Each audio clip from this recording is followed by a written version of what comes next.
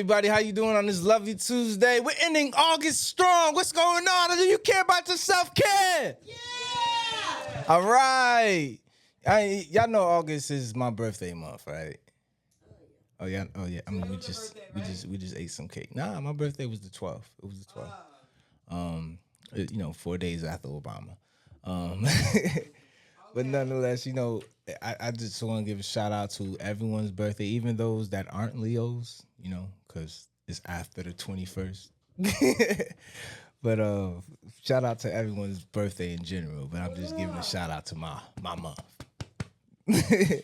So with that being said, I also wanted to say that out of this fact that sometimes people say so many bad things about Leos. So I'm gonna just take that and be like, I'm gonna break the shame and let y'all know we are egotistical at times. But nonetheless, we like to share the room of fun, share the room, the love, the light.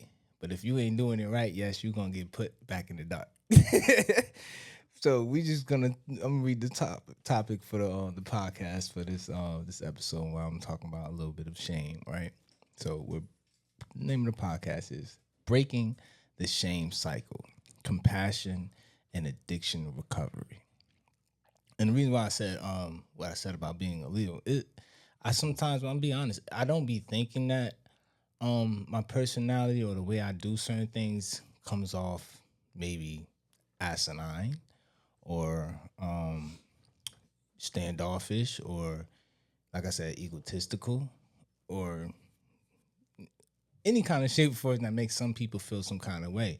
To me, it inspires me to continue forward and do some of the things that I do versus some of the things that I used to do when I probably didn't express those exude those characteristics that some people probably didn't like about me, or maybe even you as a person who's taking heat, like, feel what I'm saying.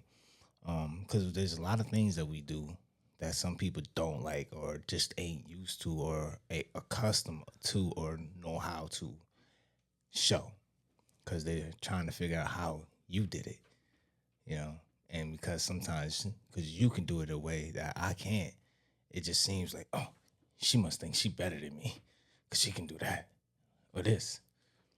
But let's get into the questions and find some answers to what that's like for others. So I'm gonna read a quote before I actually do get into it.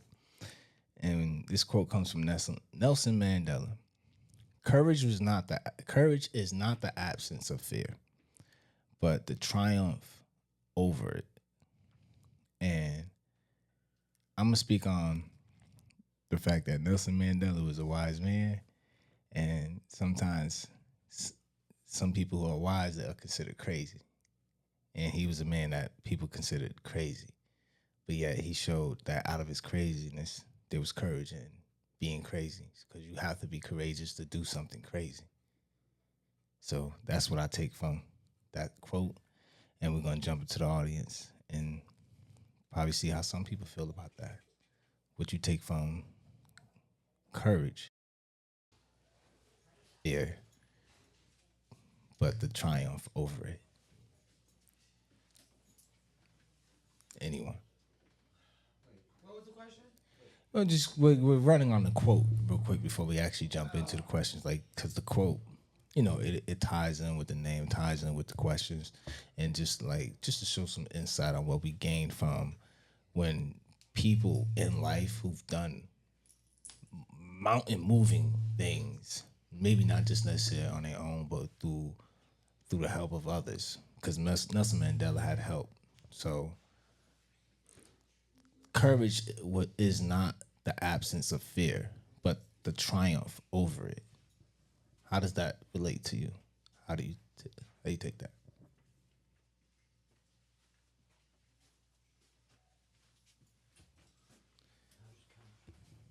Anyone?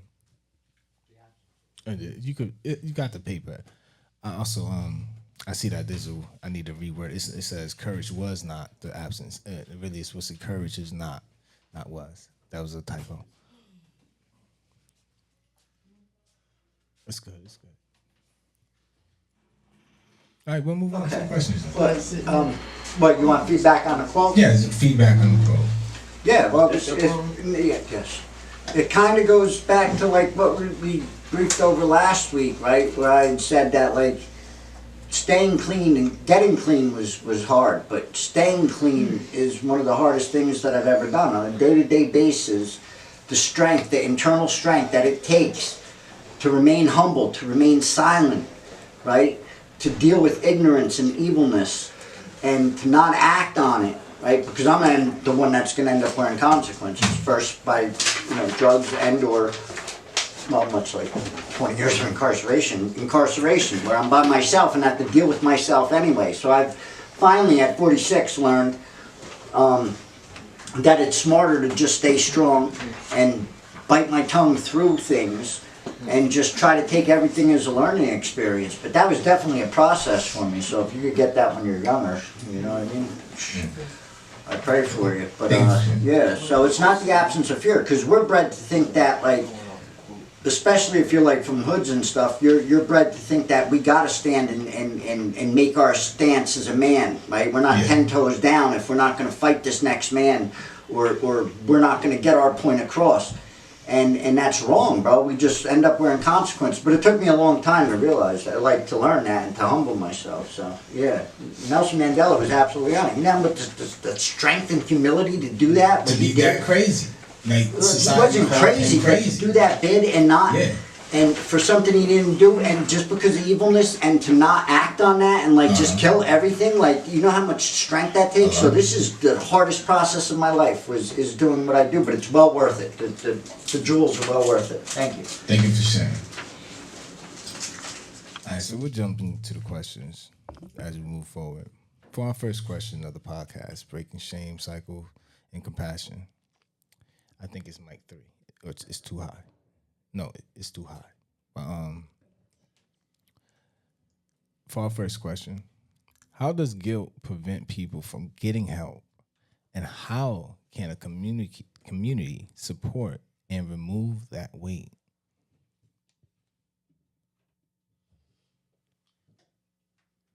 It's not recording. There you go. All right. It kind of goes with the quote, courage. How does guilt prevent people from getting help? Lack of courage. And the reason why I say lack of courage is, let's just say, suppose that you stole something from a family member, and now you have that guilt because you're working on yourself, and a lot of the 12-step fellowships, they have steps that says, that you got to repair the wreckage of your past. So it says that, you're either going to replace the broken thing or you have it fixed. So now, let's suppose you stole somebody's rent money and they got evicted because you stole the money. Now, you never really want to let them know that you did that, so you got this guilt that's preventing you from going to them and saying, I was the one who took the money, right? Because you don't really know how they're going to act. And it may be somebody that you know that will hurt you. So out of just the thing of being afraid that I don't get, hurt physically, I ain't going to tell them. I'm going to keep this to the day I die. So what happened is the guilt and shame, when you go to this person to tell them that you're sorry, is not for them. This is how we relieve the guilt and shame. You know what I'm saying? But guilt can prevent you from doing that because of those things that I just said. The retaliation, you know what I'm saying, that you don't want to be hurt. And the other thing, if you build up this relationship with this person and them not knowing that you did this, the fear of telling them to break that relationship down, you be like, man, I don't ever want to hurt this person. And you know that if you reveal it to this person, that, it's going to hurt them and your relationship may change forever. But the consequences going back up to courage. Just like that Serenity says, the courage to know the difference, right? And that courage has to be, it's God's will, whatever happened. Hey, God, leave it in your will to do whatever happened. Help me accept your will. That's where the courage has to be in a sense like this. Now, it says, how can the community support and remove that weight? That's a hard one. You know, when I say, and the reason why I say that's a hard one is because you got to do the work, not the community. You got to do the work to get this removed. And a lot of times, you know, we don't live in, like they said, it takes a village. It's a difference these days. These communities is not villages. Villages are where the things that everybody supported each other. Today, the community doesn't do that. So it's hard to say how does the community helps in these situations. Thank you. I want to chime on the part of how, like it's like you said, it's a little hard for community to do that, and because as an individual, you have to do the work, and that is very 100. I should say 90% of what you need in your life is what you have to do. 10% is just the help of what others do. How it's said, 10% is literally just showing up, and a lot of people are scared to just show up. All you have to do is just show up, and that's the 10%, and everything else falls through. In certain categories in life, the shifting of the ratio of what you have to put effort into changes in different categories. Just going to that job interview or calling that job, that might have literally just making the phone call was 5%, and then even making a connection with the person who picked up the phone and reminding them, hey, my application is there. That might have been another 12 or 13% that they had to take for you by going to research and search you up. Or maybe, you and a sibling or a cousin probably would have applied for that job, and just you calling, and they saw your name, their name, and maybe other people's names as well. And now, who knows? They might still pick you because you called, and then pick 2 other people who got blessed too. Like, you have to look at yourself as a doorway, because you want a doorway, right? So you have to be what it is that you want to see come onto you by being that onto others. You have to be that onto your neighbor, right? So love thyself as thy neighbor. So if you're going to help somebody, help yourself. And if you're going to help yourself, help somebody. That's how it trickles down, like culture, talking, having come, like, even if we're not born the same year, just the fact that I might have said hi and you said hi back, depending on what I say after that, can develop the conversation and the bond. Something euphoric by your own choice, or what it is that you truly desire to have in life. So our second question, does anyone else have anything to say on question 1? No? All right. Question 2. What does compassion look like when someone relapses if they were in your care? I'll say something. In your care, I don't understand the capacity to which that question is, like, under my care, because I don't, we don't work. You don't work in an inpatient or whatever like that, but like, I have temporary sponsees and like accountability people that like talk to me, and they like to talk to me and stuff. And being a CPRS, right, like, we do harm reduction. So like if there was somebody who did, like myself, heroin, and now I only smoke pot, that's harm reduction, because I'm not sticking needles in my arm no more. Now I just smoke pot. I'm rare because I am in abstinence recovery, but that's not for everybody, right? So like, it's a conflict for me. And I've met many people because they know they can tell me anything, and I'm not going to judge them, and I'm still going to be there to answer the phone when they're crying all fucked up, messed up and stuff. Compassion is when they do that and they tell me, I don't get disappointed in them, right? Because I'm an addict myself, right? Who battled with relapses back in the day. And like, I'm there for when they're ready to come back. Whenever they're ready to go to a meeting, if they need that support, if they need that love and compassion, I answer that phone. So that, to me, That's how I would answer that question. Anyone else? Sorry. For sure. Push your head even the way you go. Connie, how does compassion look like when someone relapses if they were in your care, and definitely, like my brother said, definitely non-judgmental. I'm not here to judge nobody, and I would definitely ask them, like, sit down, have a conversation, like what was going on, so you can, work towards that change. But if they need further help, more help, such as maybe go to a program, detox or whatever, I would definitely reach out for referrals or whatever, go, refer a meeting or whatever. But again, I'm definitely not going to judge them because I can remember early in recovery myself. And my sponsor, I'll go in the meeting celebrating and got crack in my pocket, child. And she didn't judge me. They like, you know what? Come on now, you got to do. But we have to do something different. Yes. We have to make that change. They can be there for us and stuff, but we have to want it. Yes. You know what I'm saying? And when the pain get great enough, oh my goodness, when the pain got great for me, I definitely did some change. But I thank God for using my baby coming to that crack house, knocking on that door, looking for her mother.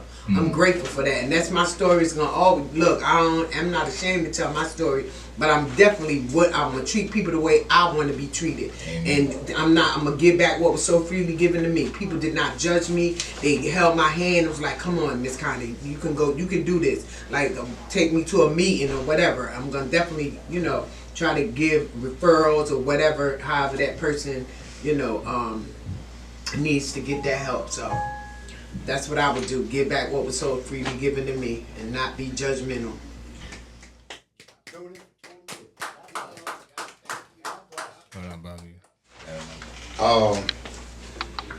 And I want to thank the two comments before me.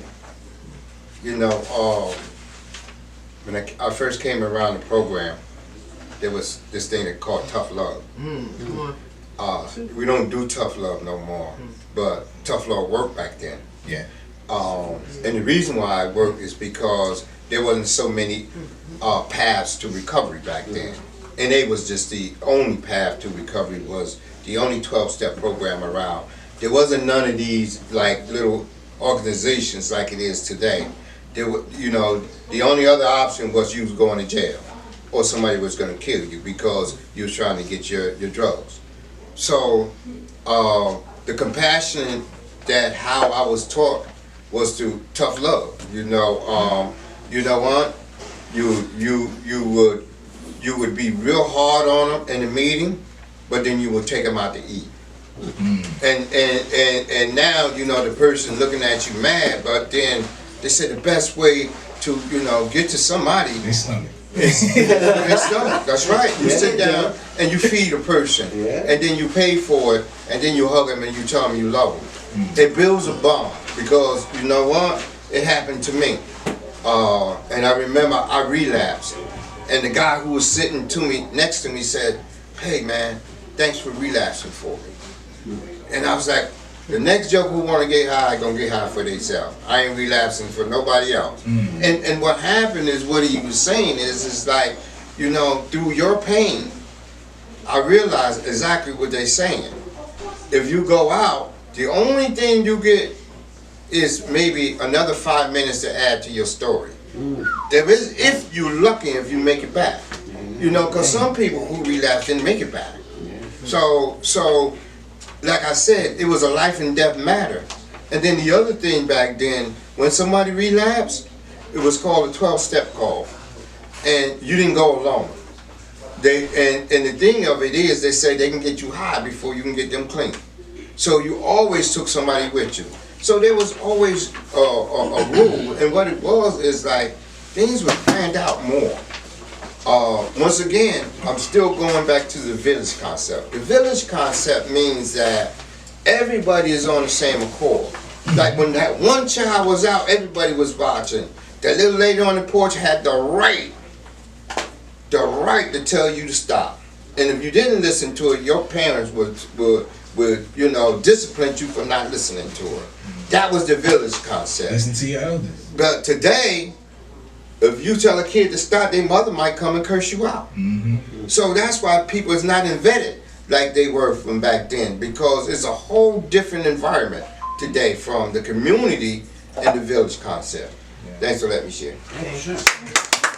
I want to take back to what you also said with the 5 minutes. Like, am I the only one when Bobby said that?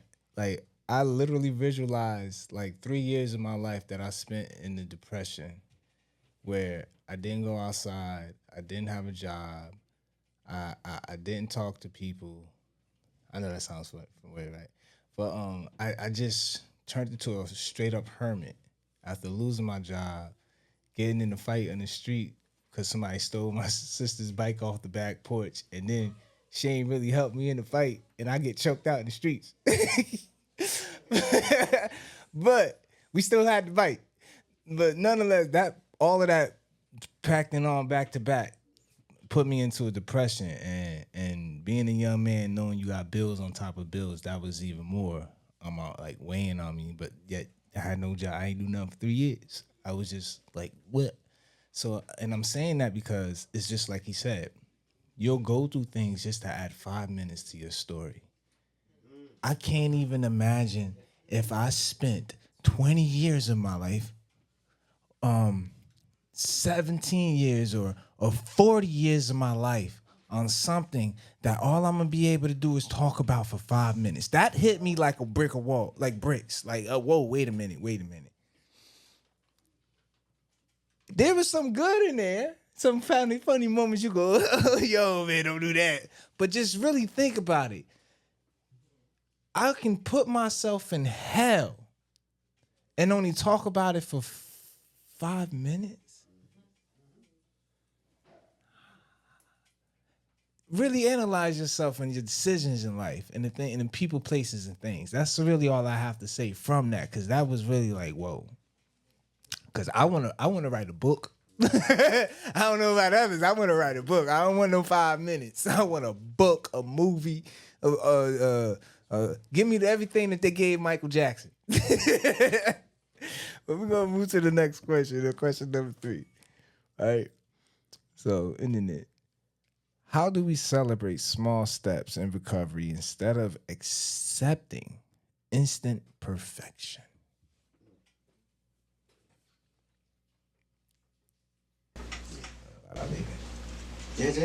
No, I want to go after you. All right. So instant perfection is that instant gratification. And instant gratification is, like we say, somebody come in and want microwave recovery. They want it just like that, and it just don't happen just like that. It's a process that you have to go through, and you go through that process, and it's so funny because things are done in such subtle ways that you don't see how they dropping it. And in some of the 12-step programs, they give you a white chip the first time you come in and welcome. Then they celebrate you on 30 days. Then they celebrate you on 60 days. Then they start, okay, they're jumping a little bit. Now it's 90 days. Then it's 6 months, 9 months, and then 1 year. Then after that, the 18 months is from year to year. But see, you were so happy getting those little intimates in, like 6 months, everybody's telling me they got me balloons and, and what happens is, before you know it, you got a couple years. But those little baby steps that count so much. So how do you celebrate each little baby step? You started saying, well, let me get more involved in this program. They say get a sponsor, so you get a sponsor. That's celebrating the part, because that means you're taking a risk with this program. You're saying that, you know what, I'm going to follow this program. You start following the suggestions and stay away from people, places, and things. Those are the little steps that you start doing. You know what I'm saying? And they got 9 different suggestions, but it's the little things you start doing that makes a difference. They said, okay, when you get an urge, call somebody. Then I found out that when I got an urge, it only lasted 7 minutes. They said, listen, after 7 minutes it go, but it's just getting through those 7 minutes. It's like 7 hours. You know what I'm saying? But 7 minutes. They said that's as long as the urge lasts. And I was like, wow. And it seems like, I used to get an urge, but guess what? You call somebody. Well, I don't know what to say on the phone. Guess what happened? You call somebody and say, I don't know what to say, and then a conversation starts. And it was just those simple things. But those are the things where the changes says that I want to try something new. You know what I'm saying? Because we was all brought up in a particular area of our life. One was, don't tell nobody how you really feel. Those secrets. Those secrets, they say you're sick as your secrets. Yes. Those secrets was the ones that was killing me. I'll say this, there's some things that happened to my house because my father was an abusive alcoholic and he used to beat my moms. And they used to say, don't talk about what's going to this house. So those were the first secrets that we learned, you know what I'm saying, to keep. And it was just too much. But those rewards, those little baby step rewards is, I did a 4th step. In my 4th step, I talked about all those things. So those are the rewards that I start trusting the program and start doing some of the things that were suggested for me to do. And that's how I started to get better. That's how I started to celebrate recovery.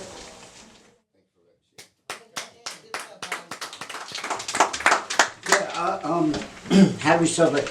Well, it is, right, I do work 12-step program, but I like, even the first step is the only one that deals with addiction or alcohol.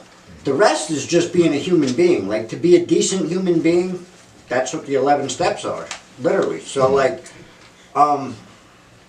yeah, building up a network, what he said, like, it truly is a process. That's why I said let him go first, because he explains it better. But, like,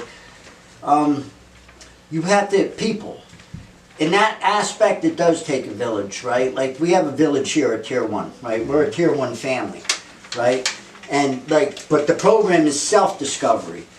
And through our self-discovery, we've built a network of people that, like, even if you're not in rooms, right? Which some of us are, but some aren't.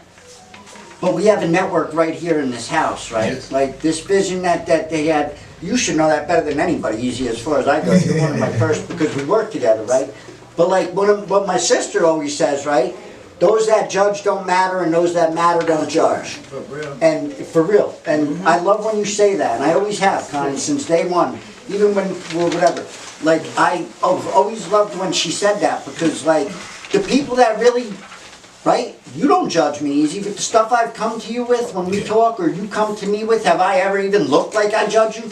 And that goes, like, with any one of us. And, like, that's very important. And how do we celebrate? I give my brothers and sisters props. I do that, right? Because sometimes we need those positive affirmations from others. And then at the end of the day, even if I didn't get any throughout the day, right? When I used to isolate, looking for that next high, now when I isolate, I'm in prayer and meditation, right? And I get it from God. So, like, that's how I celebrate my small steps. And I do it literally one day at a time. Thank you. Anyone else? No? Well, I would like to just chime on what both of them said, but just say it in a different way in our closing. Everything that you do in life all comes from the same inspiration of what drives you to succeed. Even when you fail, it's the same energy. Because if you let yourself fail, you should let yourself win. If you disappointed yourself, you should uplift yourself. If you talk bad or down or straight up desecrate yourself of your own personal image and your own insecurities, the opposite of all of that you can do. The thing is, you just haven't tried. So maybe you need to loosen your grip on the steering wheel and let God rip. Because when you let go into the things that you fear to become better in, or fear that you may not be able to control, by letting go and not trying to control, you'll find you always had control. And, like, you have to just step outside of yourself and view yourself from another window. As it was said in the audience, you need others. Sometimes you may not like what you hear. Who cares? You may say something to somebody else one day, And they ain't like what you heard, but you didn't care because they needed to hear it. It's the same for you. Others will treat you the way you seek to be treated, even when you don't expect it or might not want it. Because life ain't always about what you want. It's what you need. So do you care about your self-care? Yeah.